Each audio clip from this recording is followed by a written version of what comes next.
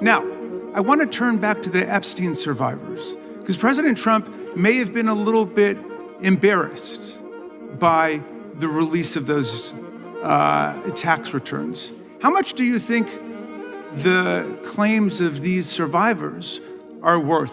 As the good congressman from Kentucky just pointed out, there were lots of survivors who had decided, for reasons of their own, never to release their names.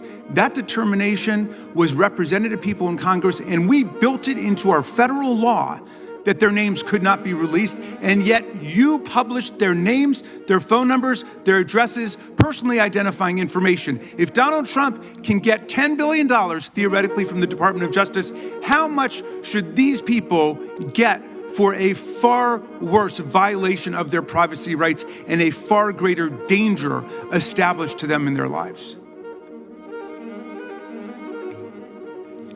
Do you even know who Chase Mulligan is? You're so obsessed with, you don't, do you? I'm going to teach you the rules again. You're the Attorney General of the United States. We have rules here. You're obsessed with him. You're the Attorney General of the United States. You're obsessed with Donald Trump. You have Trump derangement syndrome. Mr. Chairman, I'd like my time restored. I'd like my time restored. In your district.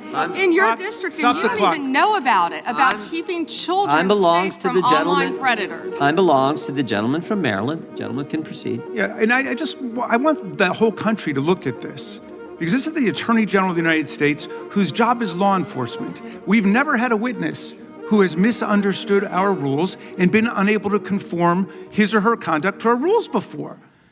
We have only 5 minutes, and so we use our time to ask you specific questions. How long are you giving me to Excuse me, I'm not yielding to you right now. I'd like that second restored too.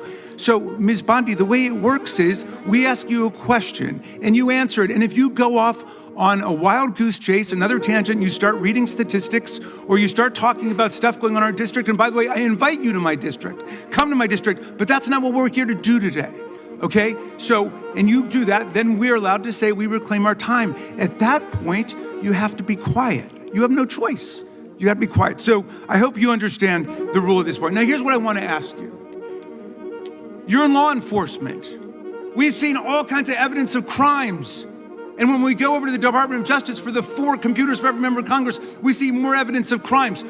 Will you create a joint task force of the Department of Justice and governors and state attorney generals and district attorneys across the country to investigate the crimes that have taken place against these victims and more than 1,000 like them? The DOJ is not doing its job. Will you create a task force with state and local law enforcement to make that happen?